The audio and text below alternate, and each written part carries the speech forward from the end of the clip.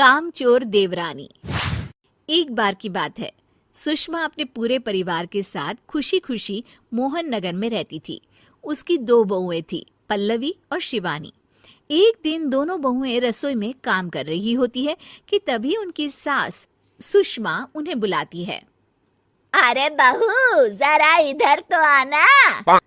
शिवानी, जरा जाकर देखना सासू माँ क्या कह रही हैं। दीदी आप ही देख लो ना जाकर, आपको भी तो सुनाई दे रहा है। अरे मैं आटा गूंद रही हूँ ना, तुम चली जाओ। हाँ तो मैं भी तो सब्जी काट रही हूँ ना दीदी। अरे बहू जल्दी आओ। ओफो, ये तो जाएगी नहीं। मैं ही जाकर देखती हूँ कि क्या करना है। पल्लवी सुषमा के कमरे में जाती है। जी मम्मी जी, क्या हुआ? शाम को घर पर कुछ मेहमान आने वाले हैं, तो तुम अच्छा सा खाना बना लेना बहू। ठीक है मम्मी जी, आप बता दीजिए क्या क्या बनाना है और कितने लोग आ रहे हैं। सुनील की मौसी जी और उनका पूरा परिवार आ रहा है। कुल मिलाकर 3 लोग और हमें मिलाकर हुए 9 लोग। तो अभी से ही तैयारी करना शुरू कर दो। और हाँ, घर की सफाई भी कर देना, हाँ अच्छे से। जी मम्मी जी, सब काम हो जाएगा, आप चिंता मत कीजिए। पल्लवी शिवानी को घर में मेहमान आने वाले हैं इसके बारे में बताती है। क्या 9 लोगों का खाना बनाना होगा, घर की सफाई करनी है? बाप रे, सासू माँ ने तो हमें घर की नौकरानी ही समझ कर रखा है। ऐसा नहीं बोलते शिवानी, हम इस घर की बहू हैं और घर के काम करना हमारा फर्ज है। दीदी तो है ही सासू माँ की चमची, जब देखो सासू माँ सासू माँ। मैं तो इतना सारा काम नहीं करने वाली। शिवानी कपड़े लेकर गमला साफ कर रही होती है और चक्कर आने का नाटक करने लगती है। मेरा सर चकरा रहा है। तभी वहां पल्लवी और सासू माँ जाते हैं। अरे बहू, क्या हो गया तुम्हें? मम्मी जी, बहुत तेज सर में दर्द हो रहा है। तुम एक काम करो शिवानी, आराम कर लो। नहीं नहीं दीदी, घर में मेहमान आने वाले हैं, मुझे आपकी मदद करनी चाहिए। अरे कोई बात नहीं शिवानी, तुम आराम कर लो, मैं सब काम कर लूंगी। ठीक है दीदी, अगर आप इतना कह रही हैं तो आराम कर लेती हूँ।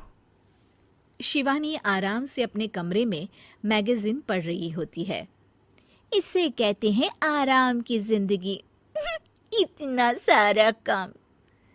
चलो सारा काम खत्म हो गया, शिवानी को देख आती हूँ।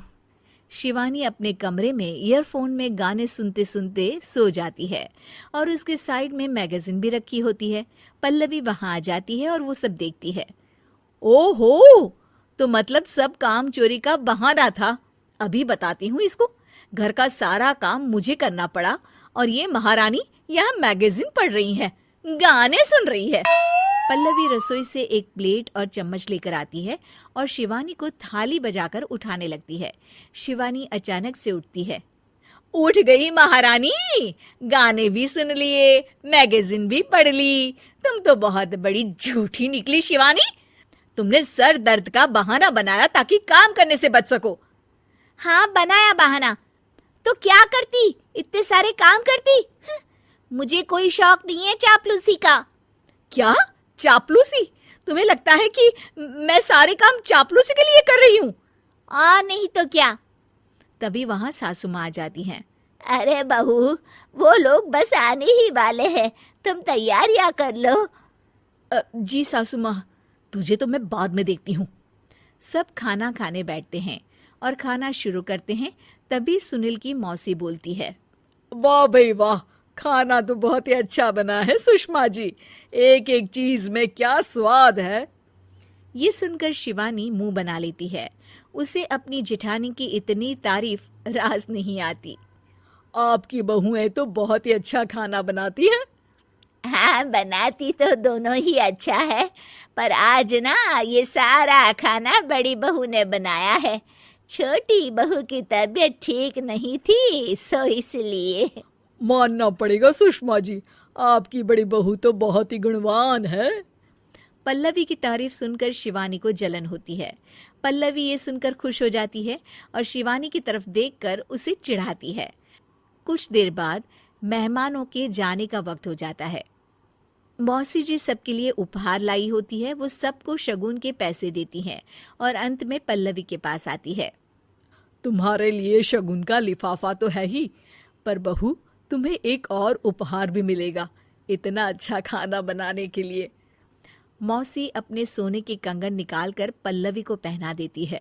ये लो, ये मेरे मनपसंद कंगन है, अब से ये तुम्हारे हुए। धन्यवाद मौसी जी। ये देखकर शिवानी तो पूरी तरह से जल जाती है और गुस्से से रसोई में चली जाती है। तभी वहां पल्लवी आ जाती है और उसे अपने कंगन दिखाने लगती है। देवरानी जी, अब आपका सर दर्द ठीक तो है ना? मुझे लगता है कि अब सर दर्द शुरू हो गया होगा आपका।